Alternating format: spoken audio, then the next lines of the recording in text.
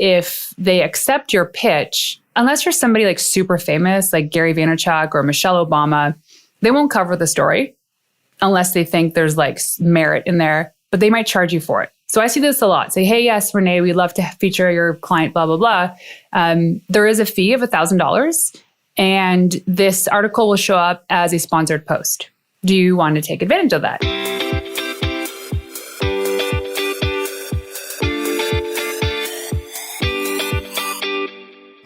Hey, it's Renee. Welcome to the Into the Wild Show, the podcast for women who want to build incredible mental strength to level up their business and lifestyle. I'm Renée Warren, the founder of We Wild Women, author, speaker, award-winning entrepreneur, and your host. Together, we will make you unapologetic about shining your light, growing your business, and turning you into a wildly confident and successful leader. This is for you, the visionary, the go-getter, the entrepreneur, and for those that need a real kick in the butt to get going and to dream bigger. Each week, I bring in leading experts and entrepreneurs to help you take leaps in the right direction, because I know the best advice comes from someone who has successfully done it before. So, are you ready to level up? Welcome to Into the Wild. Hey, you wild women. Dropping in here with a little bonus episode of a conversation I had on the incredible Laura Higgins podcast in January. And I thought, you know what? What better time to share this with you within my show? It's on her episode number 305. Can we also just celebrate that her podcast is at, gosh, well over 300 episodes now. And it's called How to Build a PR Strategy with Yourself, myself, Renée Warren. And so I thought that we would reshare it here because I know there's a lot of PR and content marketing and really great content we've been sharing lately. And this is just adds to that amazingness. So in this episode, I share with Laura and her guest why PR is a powerful strategy for your small business, the thing that I call the PR engine and how to use it, how to create newsworthy stories, and a simple strategy that you can implement within your small business today. So join us. This is on Laura's show. She's going to be a guest on my show coming up really soon. That's right. So what a great compliment. So tune in and let me know what you think.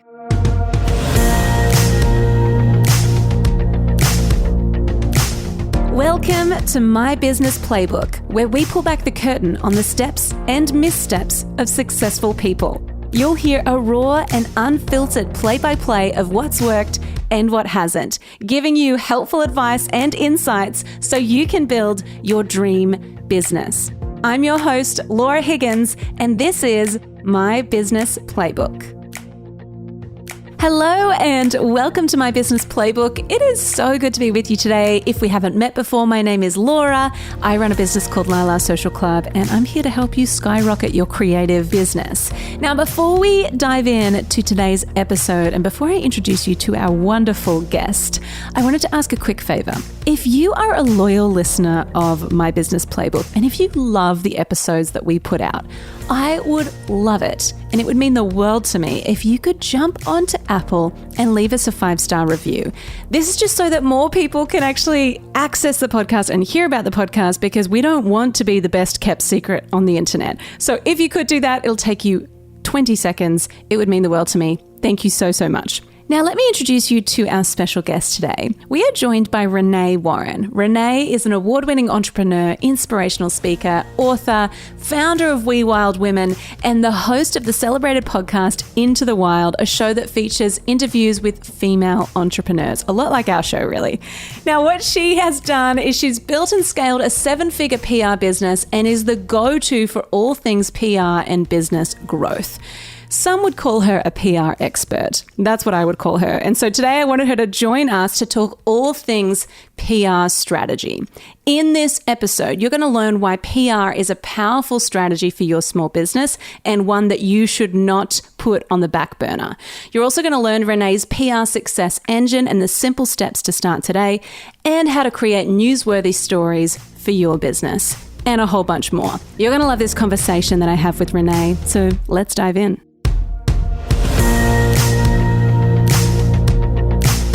Well, Renée, I am So excited to have you here. We were laughing before the show because a couple of weeks back, we had your husband on the show. And then we realized, what the heck are we doing? Why haven't we had Renée on the show yet? So here you are. And I'm so excited to be chatting with you. How the heck are you today? Thanks, Laura, for having me. There's a joke because I didn't change my last name when we got married. And so I've always and will always be a Warren, and he's a Martell. And we jokingly, well, I love it when we go to like check into hotels and they call him Mr. Warren. And I'm like, yeah. But our running joke with our friends is we're called the Wartells. The Wartells. So it's half Warren, half Martell. Yeah, that's what we are, the Wartells. Yeah, no, thank you so much for joining me. I think it's awesome that he was already a guest on your show. And I hope that I'm the cherry on the top.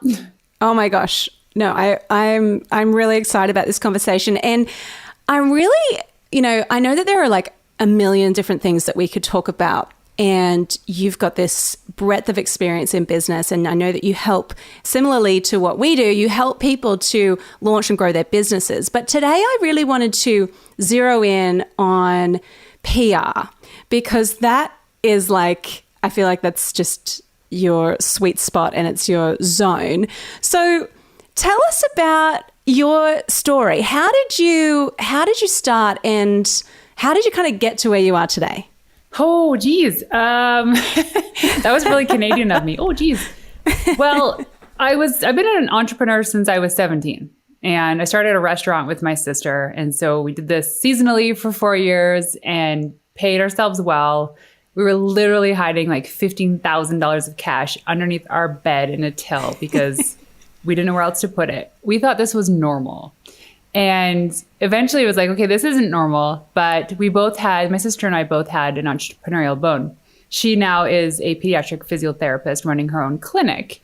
So I was like, oh, entrepreneurship's cool because to me, when you're 17 years old, my perception was you don't work a lot, but you make a lot of money. So why wouldn't I do that? Yes. And maybe there's a point where you do get there, but when you're 17 and you're just beginning, no. So, I went to undergrad business school. I traveled to Australia for a year, and then I came back and did postgrad.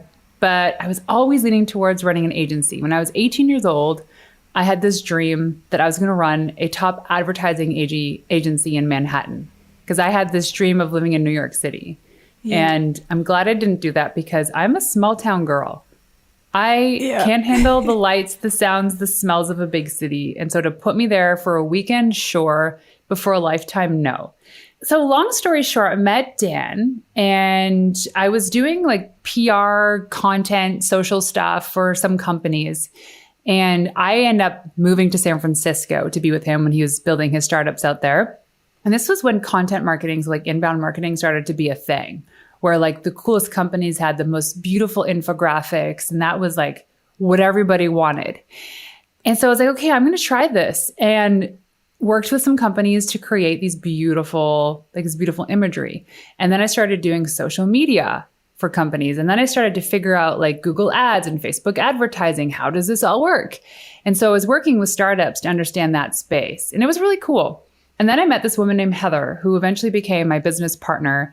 And she was doing solely traditional PR. We did some projects together, and we eventually launched an agency called Onboardly. And we had worked with clients from all over the world, from South Africa to San Diego, and we did well. We won awards. We got all of our clients featured in top publications. But I started that business when I was 8 months pregnant with my first son. And in the same year of launching that business and having my first baby, we welcomed our second son, Noah. So my boys are 11 months apart. Oh my gosh. So it was a big year. And it was also the same year my husband, Dan, was raising money for his new startup, Clarity. So he was always traveling.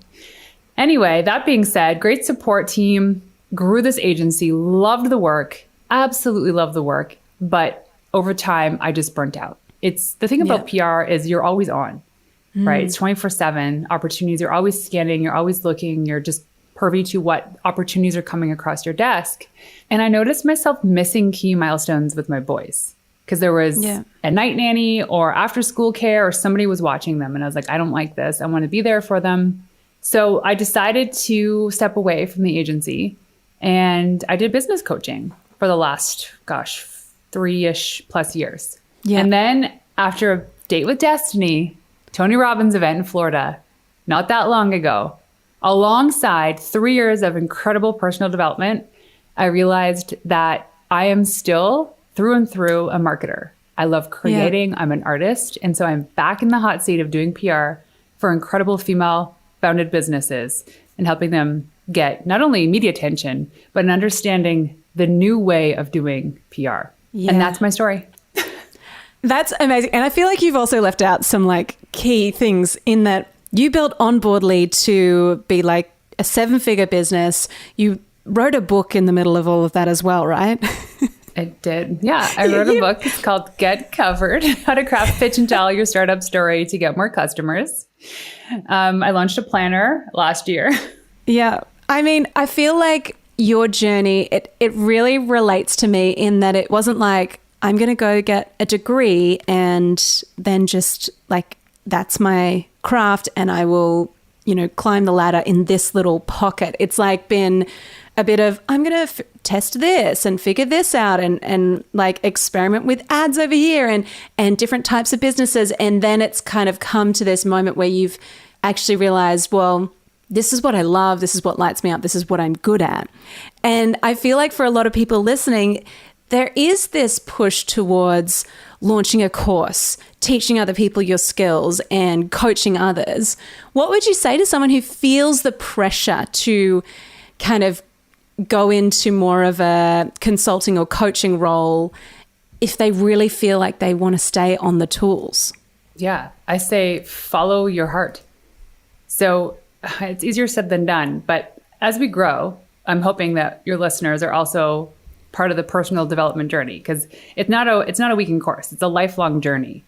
Yeah. And because as you grow, you experience new things, you become more mature, you understand the world around you. And in that, you should be understanding more of who you are. But who you are 5 years ago, 10 years ago is not the same person you are today. You can still have those same interests, but doesn't mean you will. Also, on that note, you could be hearing it, whispers, or people could be telling you over and over again, hey, courses are lucrative, or you should go into coaching. If it doesn't feel good, like it actually makes your body ache, you got to kind of push on that. What is that? Like, why isn't it something that you want to do? For me, the coaching thing, I felt like I was thrown into it. Great opportunity. I did okay. But because I knew it wasn't something that I was really wanting to do, it's like, as my husband calls it, I threw grenades into my business.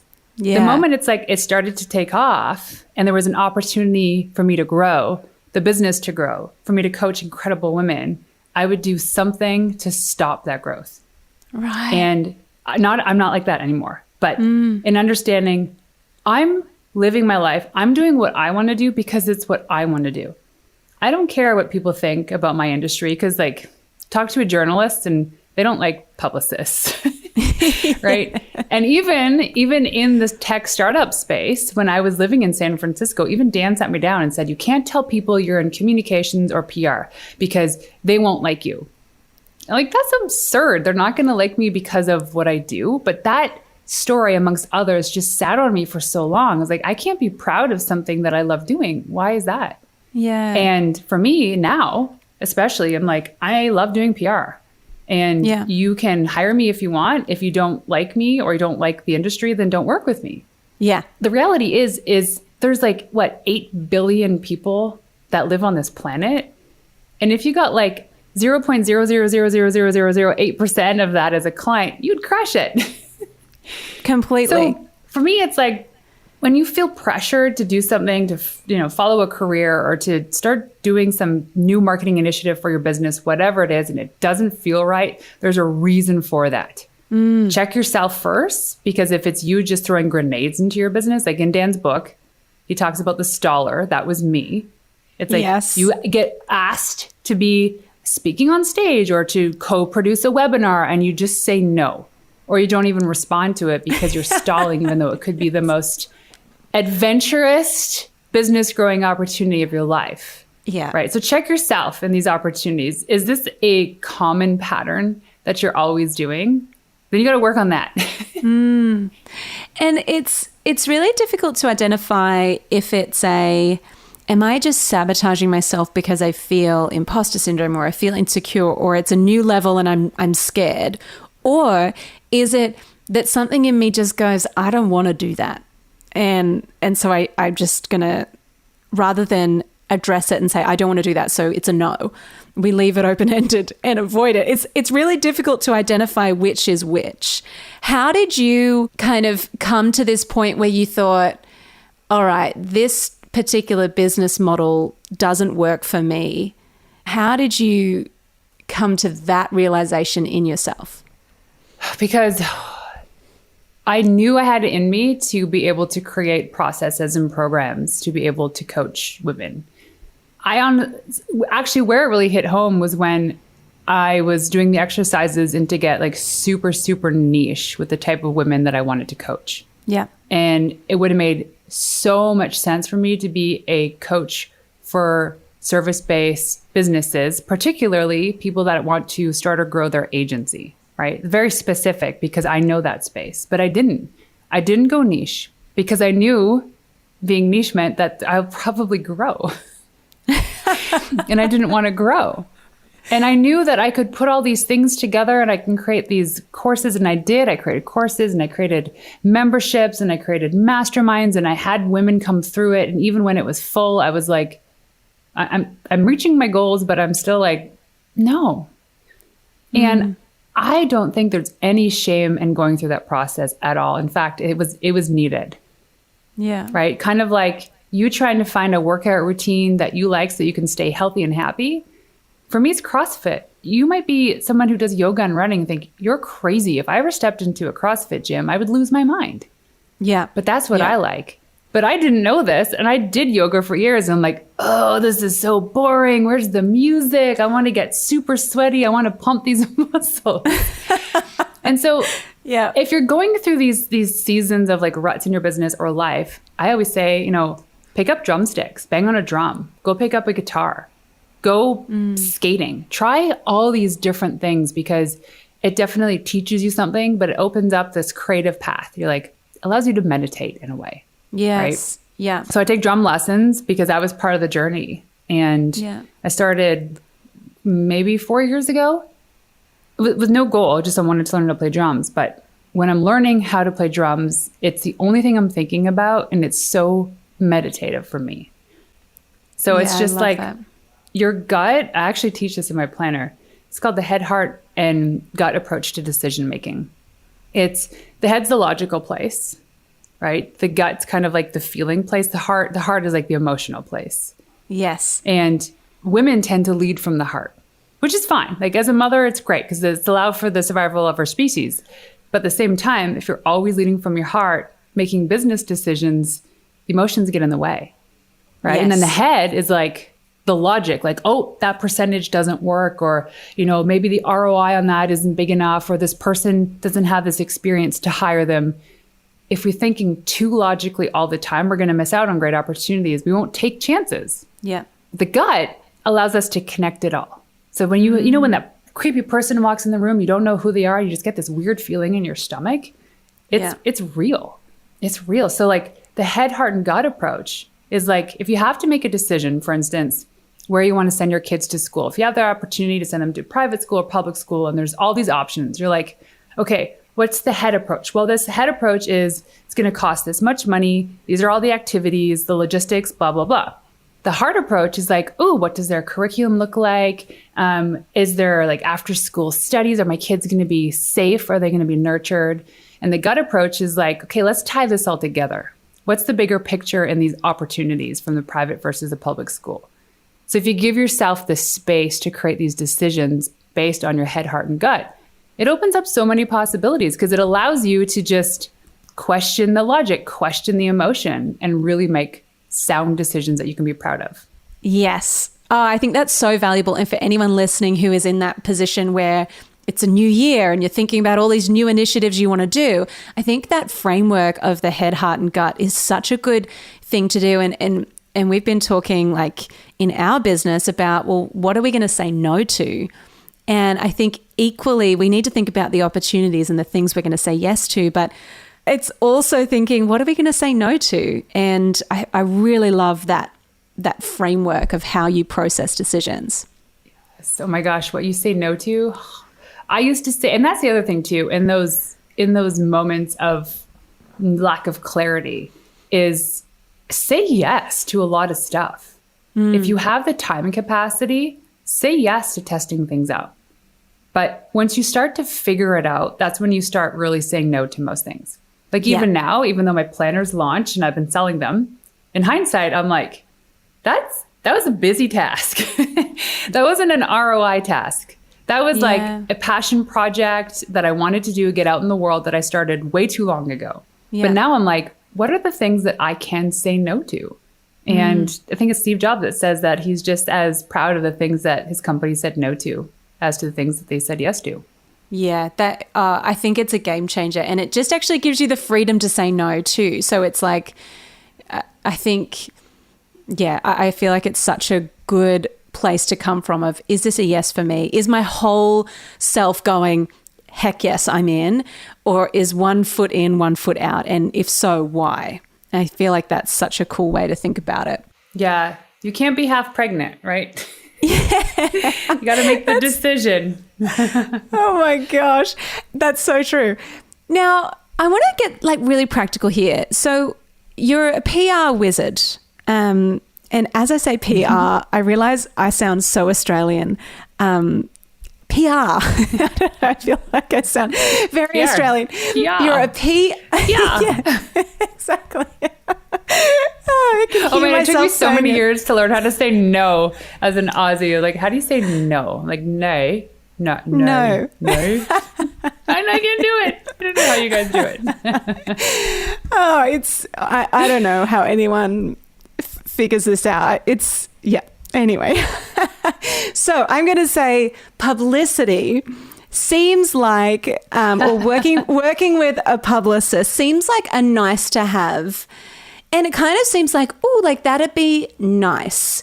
Not necessarily, oh, I need this in order to build my business. What do you think about this? And how do you think PR fits into a small business growth strategy? Mm-hmm.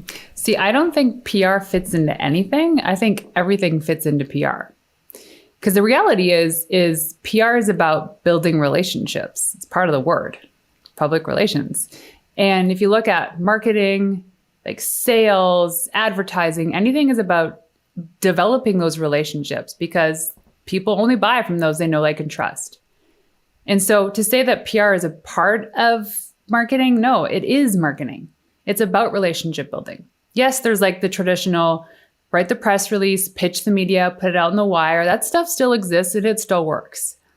But really, PR has evolved so much now that it has to become something that you do daily in your business.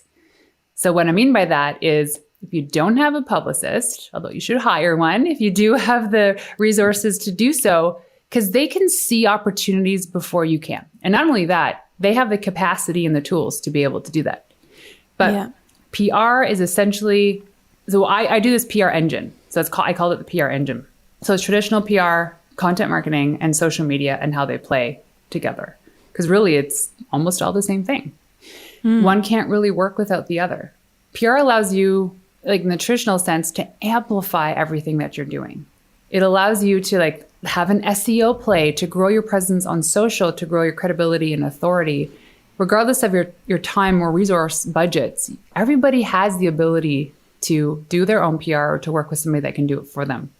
And so I say from any stage in your business, if you're thinking of an idea or you're 1 year into it or you're 2 years into it, you can still do PR for your business. And so what would that look like for someone who is kind of like, okay, cool, I'm starting from zero. I have an Instagram presence. I have a bit of a marketing presence, but now I want to, as you say, amplify through PR. What is like step one? What is the foundational thing we need to get right before we start? So step one is really understanding your ideal customer. I know this sounds so cliched. Like, yes, Renee, everyone does this 18 times a year. But what I mean by that is, where do they hang out online? What podcasts are they listening to? What blogs are they reading? What publications are they subscribed to? Because those are the ones that you want to get on. So for instance, like my clients are on podcast tours because it only makes sense if I have a health coach, right? She's considered Canada's play expert. And so she teaches women and men that are in midlife how to incorporate play as a form of exercise. And she has this whole method, and it's beautiful. And so it doesn't make sense for her to go on like the Sell or Die sales podcast. Maybe it does, but that's not where her clients are. Like, they're in their moment of need and pain, they're listening to the health and fitness podcast because they're trying to lose weight or gain more energy or whatever it is. And so to understand where your customers are online is the first step. And believe me, that might be the only step you need to do with that, because there are so many resources and publications in each industry. The second thing is really understanding what it means to pitch. And there are so many nuances to this, like don't pitch before noon on a Monday, don't pitch on Fridays, don't pitch during the dark days. So like the blackout days are like pretty much all of December and mid-July to late August. So there's like all these rules around when you should and shouldn't pitch. That aside, people still pitch and it still gets picked up in that time. But you want to create a really stellar email pitch. Like that's pretty much how people pitch these days. The press release is dying, but in an email pitch, and I actually have a free resource on my website that gives you example template pitches that were proven to get people in top media. I will say this, there are many moments where it doesn't matter how creative your angle is, there is something to do with luck and timing. Yeah. And I'll tell you the story. We once worked with one of America's top property management companies, kind of in a boring industry. We worked with them for a very long time, and we managed their social strategy and managed their engagement. We created their entire content marketing strategy, from hosting content on their blog, LinkedIn accounts, contributing content on Entrepreneur, Forbes, you name it. We were just pumping out really great content. But that helped build up the authority of the company's website as well as the founder. So we used that as kind of the fodder we needed when we actually started pitching the media. And just by luck and timing, Yahoo Finance picked up one of the blog posts that got syndicated to like Fox News that eventually ended up being what we needed to pitch to the Steve Harvey show. So it's a big like daytime show in the United States. And he had a whole episode on the Steve Harvey show because of those things that we did. So I can't say that it's not hard. The trick is the consistency. And I always say, give yourself a 90-day bet. That's it. For 90 days, do everything I say. And I promise you, you'll get some response. And there's going to be a lot of no's, but where people miss the mark is in the follow-up, right? You pitch and you follow up. I pitched a client on the Sell or Die podcast. This is top of mind right now because it just happened today, on October 24th. So, at the time of the recording, that was like three months ago, November, December. Yeah, like 3 months ago. And they got back to me 6 days ago. And I'd followed up in that time too. And so the rules generally is don't follow up more than once or twice. And I was like, you know what, I'll leave that one for now. Maybe I'll come back to it in a couple months. And they followed up. It's like, wow, you never know. But if you weren't doing the follow-up, if you're not clearly organized about where your clients hang out online, who are the people that are writing for these publications? Who are the hosts? The creative pitch, then you'll fail. You'll fail. But it doesn't take much. It's just a really good publicist will keep their ears to the ground for the opportunities and will be actively pitching. Yeah. And so are you finding now in the industry, because like you say, it's changed so much with social media, and then, even the fact that publications, they need so much more content, it seems like, because everything's online. Is the approach now different? Like, is it a volume game, or is it still like, no, keep this small number of like podcasts you want to pitch to, or publications, or keep that little pool and just become known to those few select people? What do you think? I guess it depends on what you're doing in the industry. I will say it is a volume game. So over the years, I call it my win rate. So win rate is when I pitch and I get a yes. And so my win rate today is 18%. So 18% of my pitches will be a confirmed something. So if that means if you want to get on 50 podcasts, so in order for me, I don't even know what the math is, but you got to be pitching hundreds in order for that to happen. Yeah. And so when I talk with my clients, I'm like, hey, it's like, what does a 10 out of 10 look like to you? They're like, oh, like some of them are realistic, but others are like, well, I want forms of Business Insider and blah, blah, blah, blah, blah. Like, well, I got to walk them back a bit because it is a timing, it's a consistency game. But let me tell you this, the rules of PR have changed because online advertising isn't what it used to be. And a lot of these publications online, their primary revenue was from online advertising, right? And they don't have that revenue as much anymore. They're not getting the impressions. It's changing space. So they're turning to a lot more pay-to-play models. And what I mean by that is like pay-to-play is if they accept your pitch, they might, unless you're somebody like super famous, like Gary Vaynerchuk or Michelle Obama, they won't cover the story unless they think there's like merit in there, but they might charge you for it. So I see this a lot. Say, hey, yes, Renee, we'd love to feature your client, blah, blah, blah. There is a fee of $1,000 and this article will show up as a sponsored post. Do you want to take advantage of that? Well, the people that don't really like understand, like there could be a good opportunity, but go to any website now, like Forbes, Entrepreneur, and you'll see sponsored posts. And here's the inside scoop I got not that long ago too. On top of that, take notes, listeners. If you are a product-based business and you do not have an affiliate program set up from like Skimlinks or what's another one that I heard of today, Refersion. If you don't have affiliate set up, you will probably not be mentioned or featured in some of the top publications because that's how they make their money. Right. So if you go to the list, the top 10 skin creams for women over 50, right? On like whatever publication you love reading, those are affiliates because they link to an Amazon account or they link to something in which that publication is going to make money. And like, I don't want to say this is brilliant for the publications, but they need to make money too. Yeah. So pay to play models coming in strong, and the back end of how you're selling, especially products, has got to change if you don't have affiliates led. And like, honestly, to have like an affiliate program is not that expensive. No. And it's kind of needed. Yeah, absolutely. So, okay, because I get people DMing me, emailing me all the time with like, hey, we can feature you here, here, and here. What are the like red flags of, because I always, when people say it'll cost you $1,000, I'm always a bit like, well, this feels like, I feel like I'm getting scammed a little bit. And are there any like red flags we need to look for when dealing with either if we're pitching to a publication and they say, hey, cool, it's $1,000, or if someone pitches to us, are there any red flags that you think of? Well, the people pitching you, those are the salespeople. They're doing their job. Yeah. Right. And depending on the publication, it's like, take a chance. I say, do it once with a reputable source and see what happens. Like if you paying $1,000 to have a full feature on a reputable publication, I say, try it out once, test it, see what happens. It could be a hit or not. And like prediction of like Google, I don't know. There's so much going on now with like GPT, like AI content producing companies like Jasper, where they could essentially just write this content for you. And it's just like littered with SEO, which is great.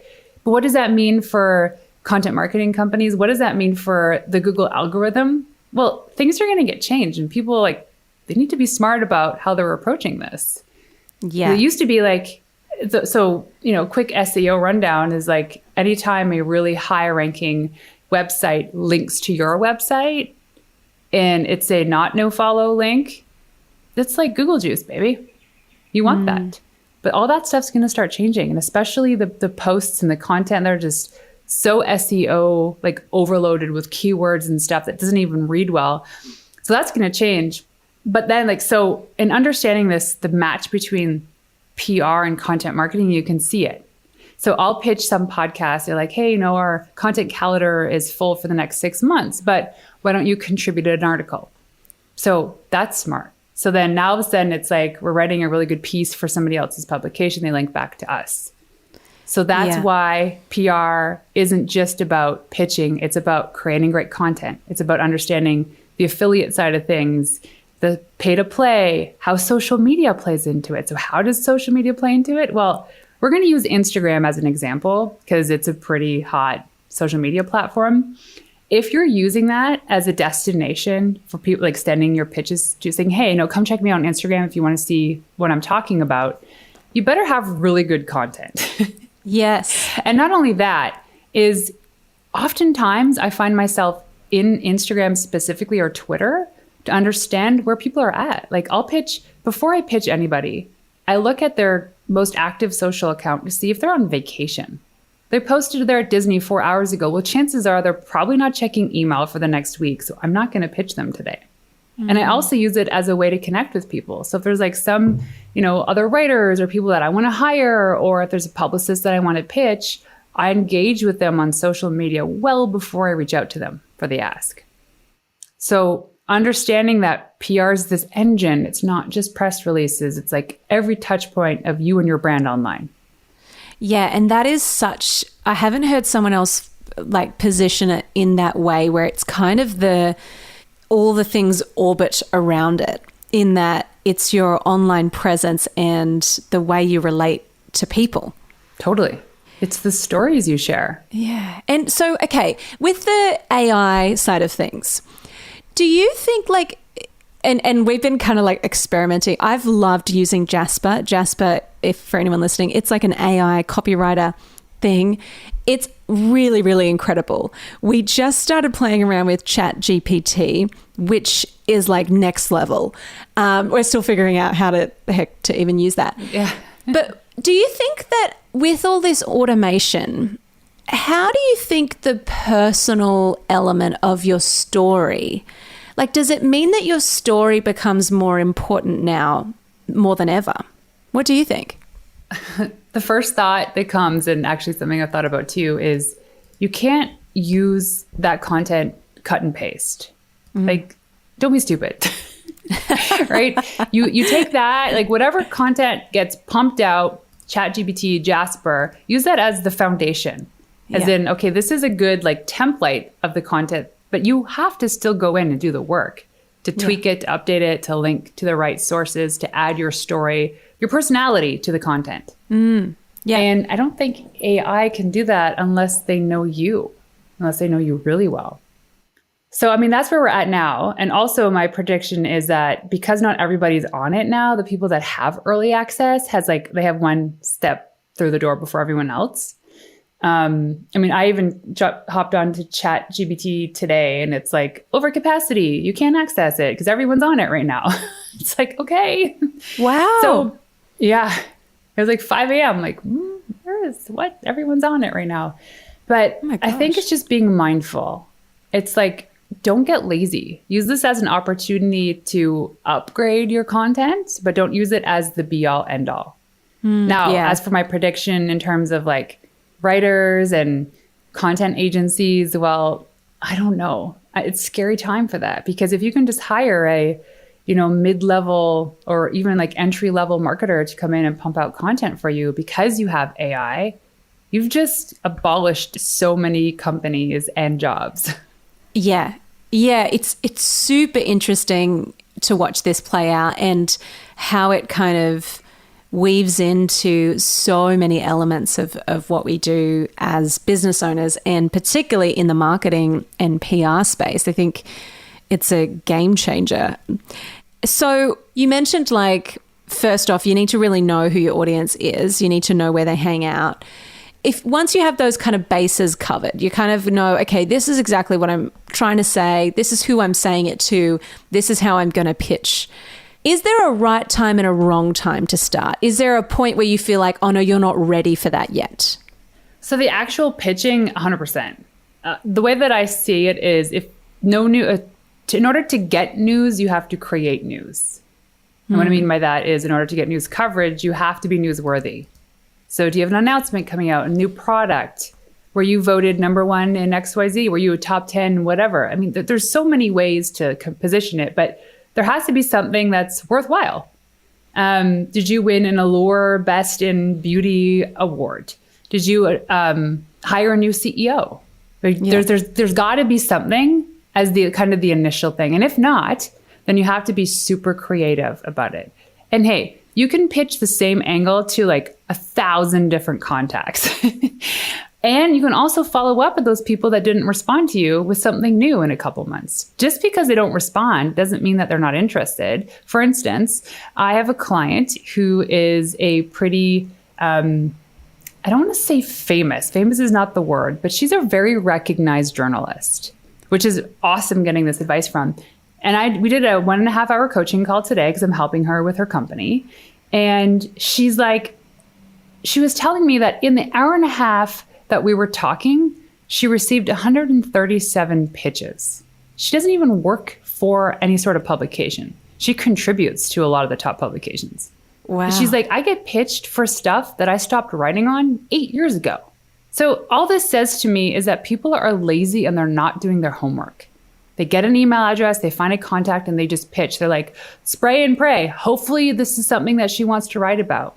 So that's why for me, it's like, I can take upwards to 2 hours to pitch one person because I want to know, are they the right contact? Is this how you spell their name? Is this the right angle? What do they write about? Is this their beat? In journalism, the beat is the type of content that journalists write about. Are they on vacation? Like, how can I make this more inspiring? How can I make this more catchy? I go through different like pitch subject lines. I use different platforms and I'll try a variation of like 10 to 12 different subject lines for one pitch to see what comes out with the highest ranking score. Wow. Yeah. So it's thinking about the positioning of the story and making sure you have something newsworthy to share. And I think that's a really, really good angle. What about if you want to contribute, like you said, like maybe it's that you don't necessarily have something newsworthy, but is there a way to pitch for you to contribute a blog post or a video or content? Oh, yeah. 100%. There's always that opportunity. That I do want to say this. There's always a way of coming up with an angle. And this is where a good publicist is separated from the rest. They'll figure it out. If not, they'll tell you to create news.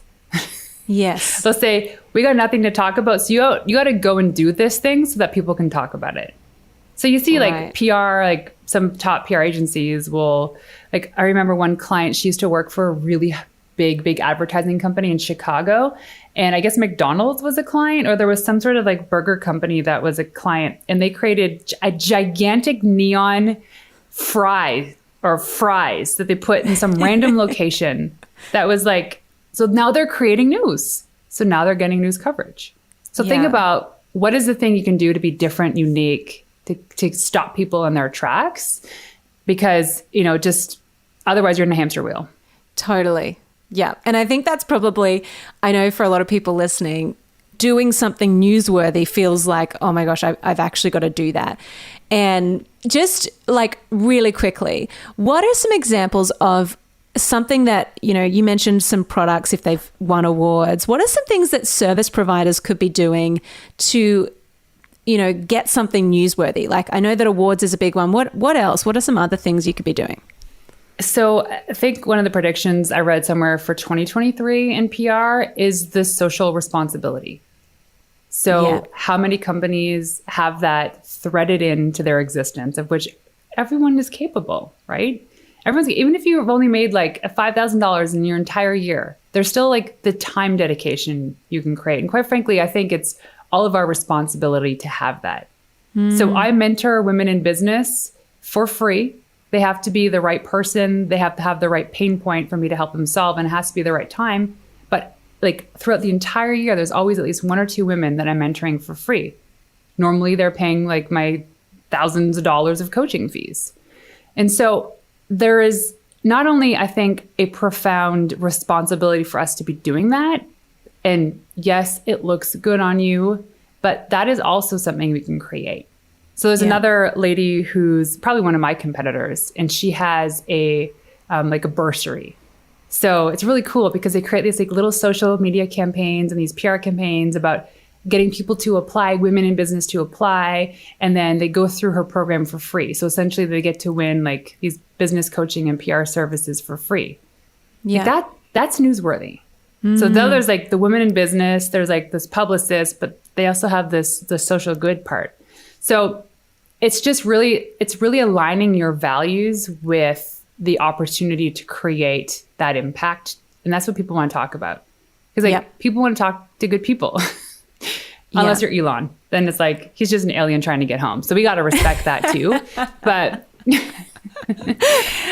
there's so much opportunity.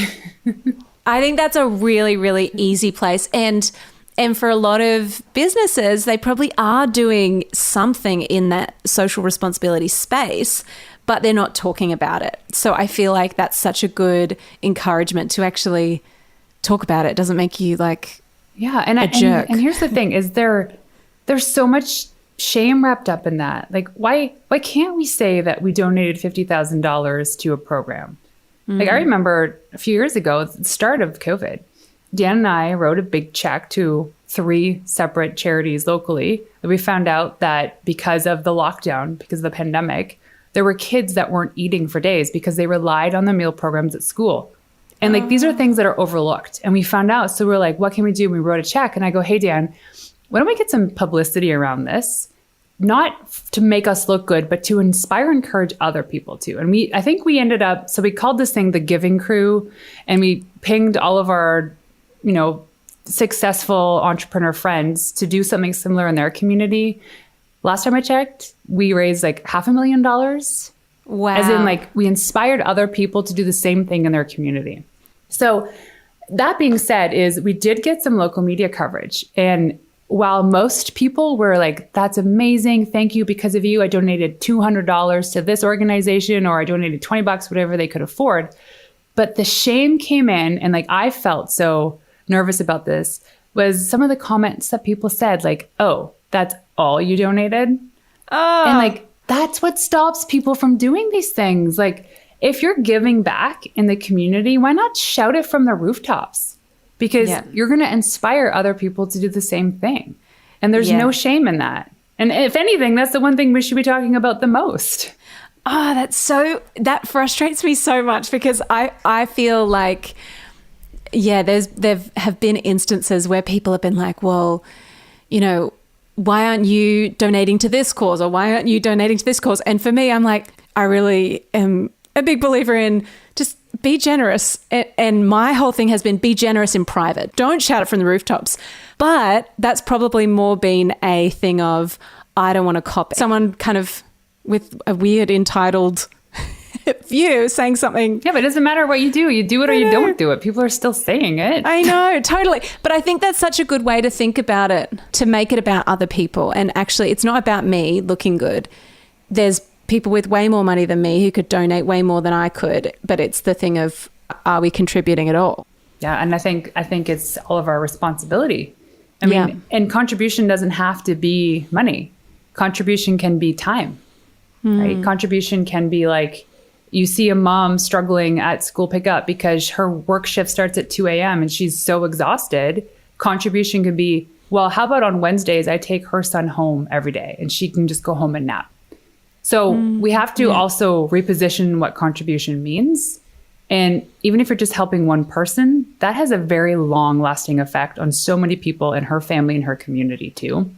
But yeah, so I mean, like the financial thing for business, I think, like I said, doesn't have to be money. It could be time. Yeah. And time is money. Yeah, totally. That is huge. So that can help you create the story. It can help you get some buzz. Even if you're like, be super creative about it, right? Like maybe you're going to start some sort of foundation and you're pulling in a bunch of people in your industry. And now all of a sudden you're expanding your network and your community by way of creating these foundations. So there's lots you can do. It's just, you really have to, quote, think outside the box.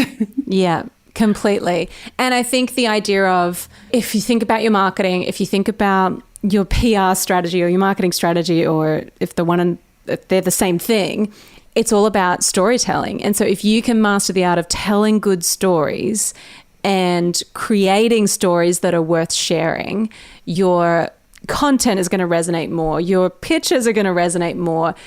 You're going to be able to get people in and connect with them more. So I feel like the underpinning of the whole thing is, if you can be creative and if you can tell good stories, you're off to a really great start. 100%. That's totally it. Before we finish up, I do want to know where people can connect with you more? Because I know you have a program called Sidelines to Headlines, which is a great name, by the way. I love that name. Where can people connect with you? Where could people learn more from you, Renée? Yeah, so they can go to my website. It's called wewildwomen.com. And you'll see the programs and kind of what I do. I also have a podcast called Into the Wild. And I'm on Instagram at Renée_Warren. So RENEE_WARREN. I can't believe you got that, like your name as your handle. I can't. Well, there's underscore. Okay, so I met my husband on Twitter. Really? I don't know if this account still exists, but oh my gosh, it's hilarious how this happened. So when Twitter came out, I was very skeptical about this thing. And I had the opportunity to actually get my handle, my full name, Renée Warren. Oh my God, it still exists? Okay. So Dan, like Twitter was the only place that we were connecting socially. And we finally started dating and I moved to San Francisco and he was tagging me in all of these pictures. They're like, oh, I'm so happy that my girlfriend moved to San Francisco. And anyway, it's a wrong account. This is a picture of a woman wearing a wig and a black fat suit. Oh my God. And people are like, wow, Dan, is this your new girlfriend? That like I don't know if you can see it, but oh my gosh. Anyways, wow. The @Renée Warren on Twitter is not me. And so anyways, I eventually just said Renée_Warren. And I was able to like get that for everything. Everything. That's so good. Oh, I love it. Well, we will link to all of those things in the show notes, but thank you so much for joining us, Renée. It's been a pleasure. Final thing I want to know, I just want to ask you one rapid fire question. I want to know what the one thing you think small business owners need to stop doing today. Oh my God, this is hilarious. They need to stop doing everything a VA or assistant can do for them. So it's hard to say what one thing is because there's so many different industries. But I will say this, in the years that I ran my PR agency, the one thing we didn't have was an assistant, and we should have. We had team, but we should have had an assistant, and 100% that would have helped me grow that business so much faster. The cliche thing to say is stop worrying, take more chances, but don't do busy work for the sake of being busy, because that is not going to do anything for your business, and hire an assistant. So there you have it. Thank you for tuning in to another episode of Into the Wild. To make this girl happy and to help reach other women who are dreaming of starting their business, please leave us a 5-star review on iTunes and everywhere you listen in. Also, if you want to find me in the wild, check me out on Instagram at Renée_Warren. That's RENEE_WARREN. And leaving you with one of my favorite tips of all time, the best advice you could ever receive is from someone who has successfully done it before you. Until next time, ladies, peace out.